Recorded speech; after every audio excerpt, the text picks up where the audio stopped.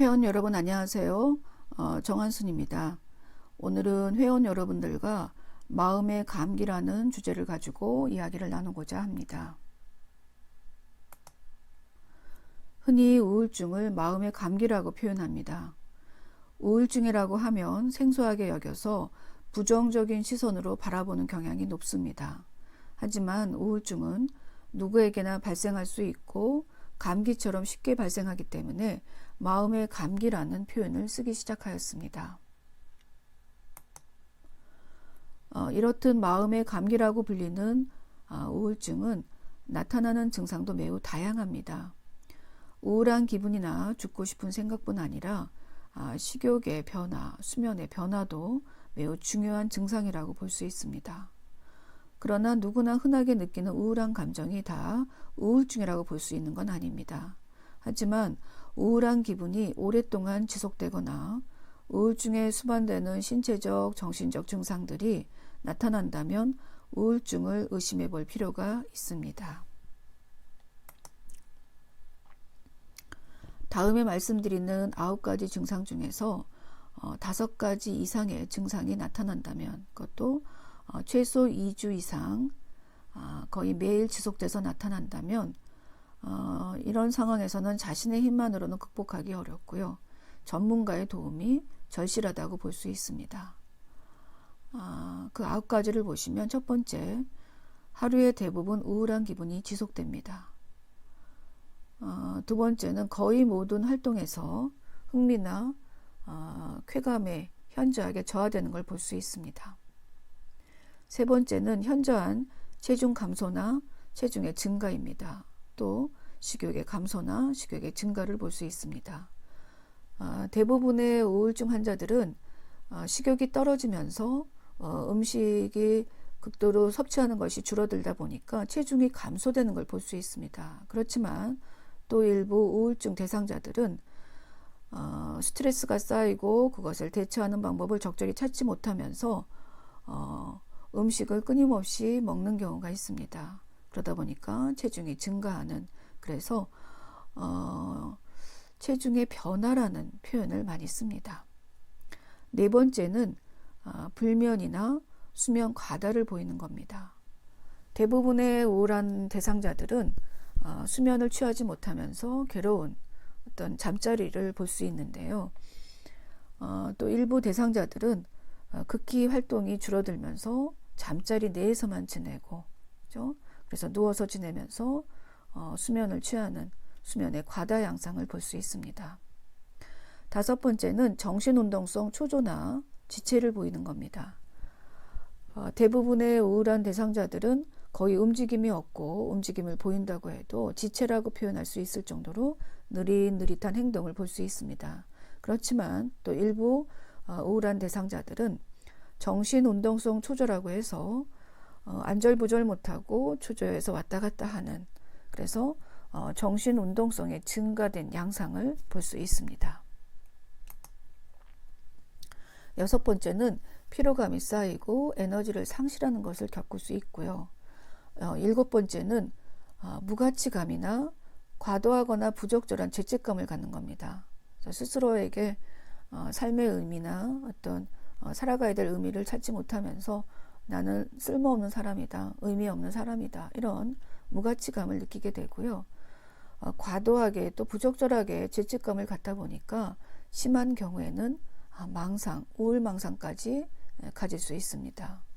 또 여덟 번째는 사고 능력이나 집중력이 저하되고 또 우유부단해지면서 주저주저하고 결정을 잘 못하는 그런 양상을 가질 수 있습니다.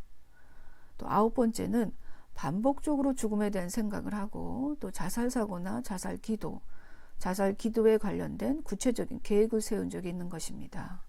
이렇게 9가지 중에 5가지 이상의 증상을 최소 2주간 거의 매일 지속해서 보인다면 혼자만의 힘으로는 극복하기 굉장히 어려운 상황이고요. 전문가의 도움이 절실하게 필요하다고 볼 수 있습니다.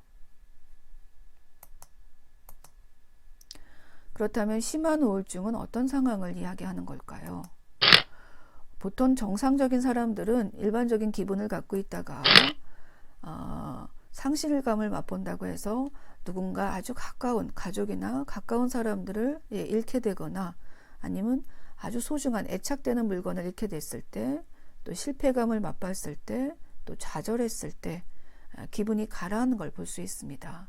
그렇지만 우울한 사람들은 정상적인 사람들이 실패감이나 좌절감, 상실감을 맛봤을 때와 같은 그런 기분이 가라앉는데, 그 기분이 가라앉는 걸 보니까 현실적인 상황과 무관하게 기분이 가라앉는 것이고요. 그 슬픔이 지속적으로 나타나는 병적인 기분장애 상태를 심한 우울증이라고 이야기합니다. 우울증에 가까이 계신 분들에게 짧으나마 굿바이 블랙독이라는 책의 한 소절을 소개할까 합니다. 책의 45페이지에 보시면 블랙독이 침대에 누워있는 남자를 누르고 서 있다. 우울증은 우울이라는 큰 정서에 압도당하는 것이다. 건강한 사람이 기분 나쁜 거랑은 차원이 다르다고 본다. 자, 요 그림에 보시면 성인 남자가 자리에 누워 있는데 새벽 3시 20분을 가리키고 있습니다.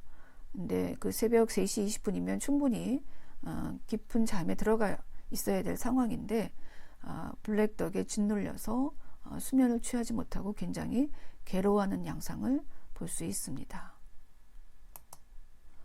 기분이 나쁠 수도 좋을 수도 있는데 우울증은 나쁜 기분이 지속되는 것입니다. 우울증은 영어로 디프레션입니다.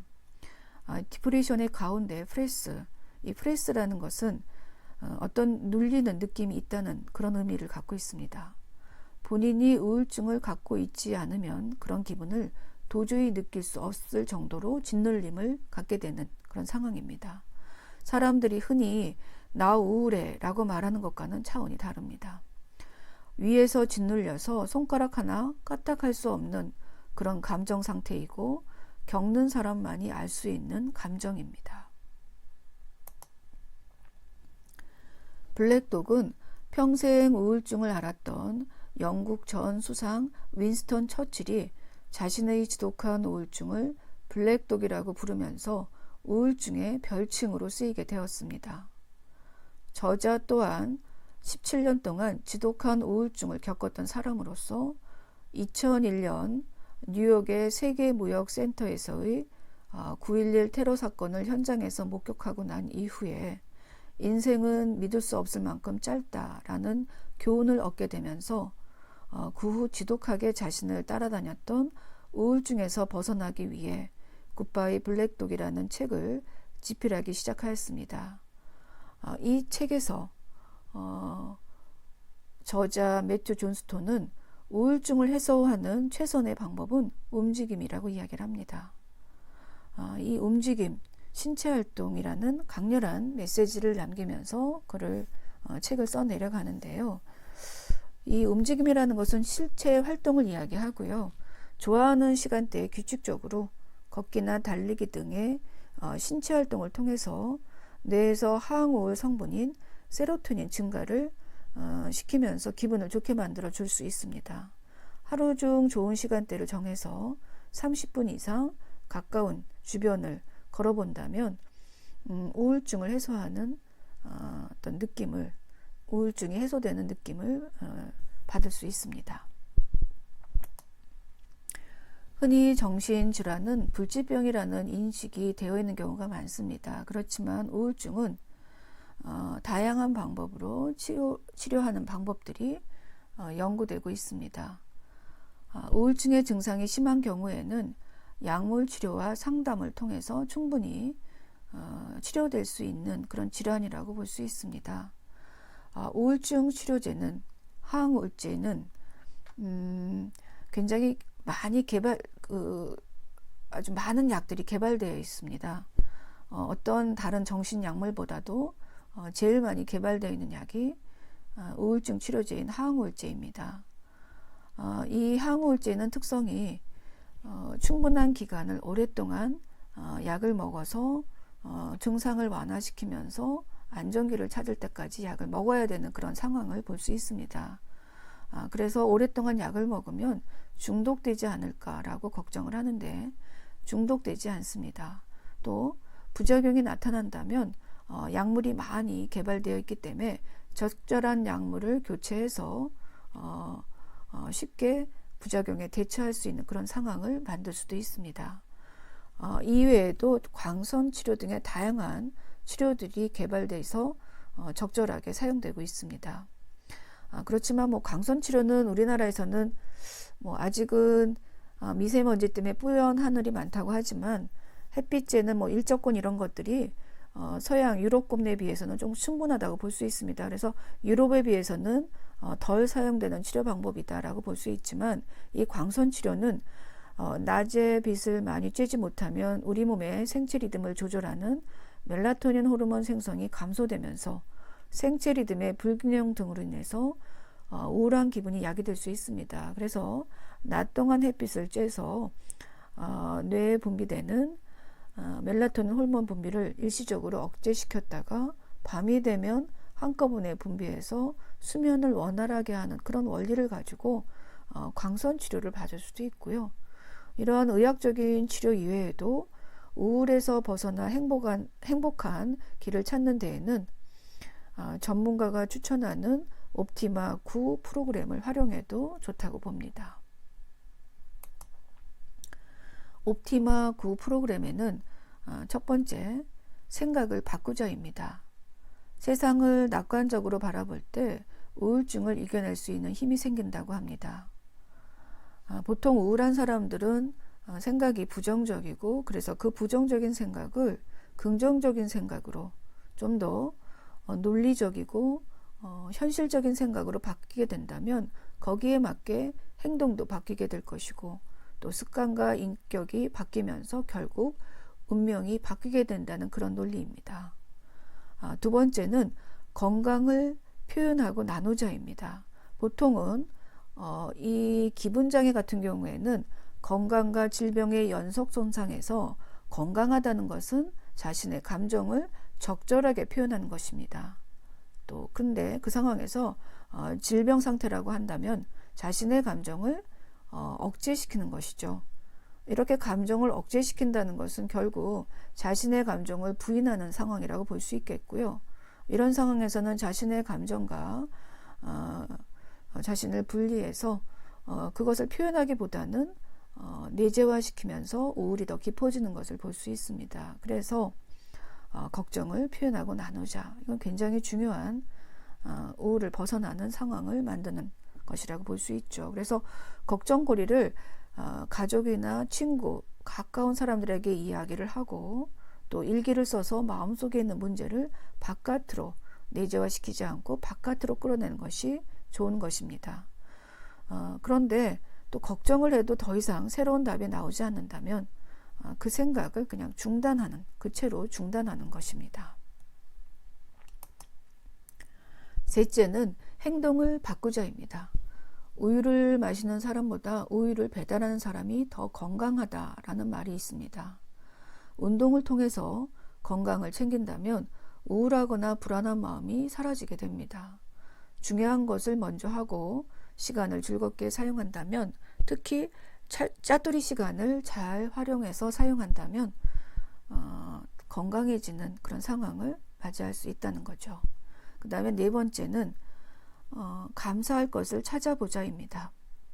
매일 일상생활 속에서 사소한 일이라도 감사할 것을 찾아서 적어보는 겁니다. 그리고 시간 날 때마다 자신이 써놓은 감사의 목록을 되돌아보게 되면 진실하고 참된 감사를 할 수 있게 되고 고마운 마음, 기쁜 마음이 생기기 시작한다는 의미입니다. 다섯 번째로는 조금씩 더 나아가자입니다. 어떤 일을 하다가 그 일을 실패했을 때 실패한다는 것은 그 일을 실패한 것이지 내가 실패자는 아니라는 겁니다. 실패로 인해서 다른 사람보다 조금씩 더 배우고 더 나아진다면 나만의 노하우를 축적할 수 있습니다. 항상 내 인생이 날마다 좋아지고 있다고 스스로에게 격려해 보는 겁니다. 나는 복 있는 사람이다. 나는 행복한 사람이다. 나는 지금 좋아지고 있다. 이렇게 스스로를 격려해 보는 겁니다. 여섯째는 다른 사람을 섬기자입니다. 일보다 돈보다 시간보다 그 어느 것보다 중요한 것이 사람입니다.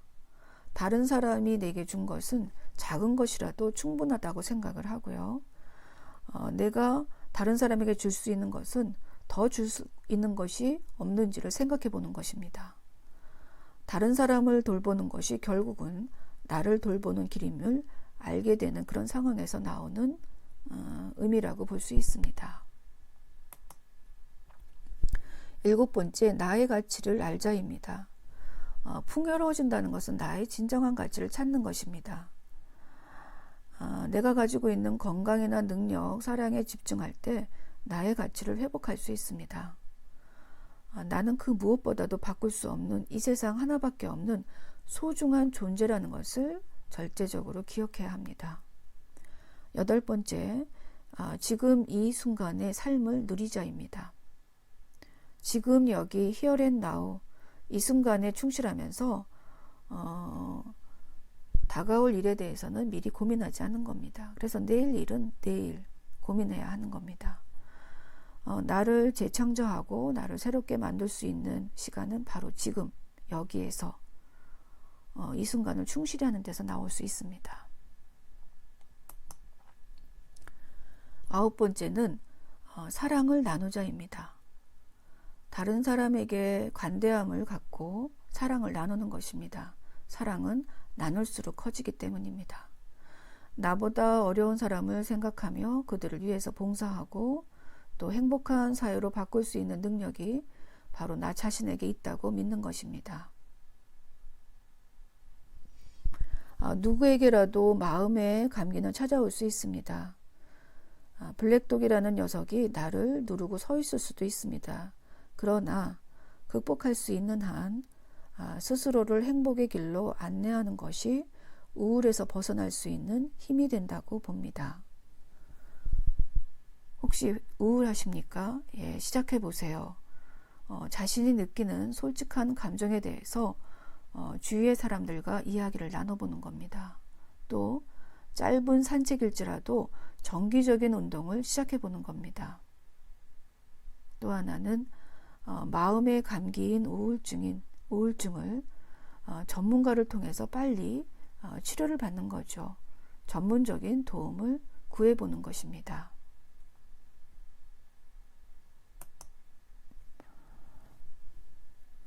지금까지 마음의 감기라는 주제를 가지고 여러분들과 이야기를 나눴습니다. 이것으로 3월의 주제를 마무리 짓고자 합니다. 회원 여러분들 함께 해주셔서 감사드리고요. 다음 시간에 찾아뵙겠습니다. 수고하셨습니다.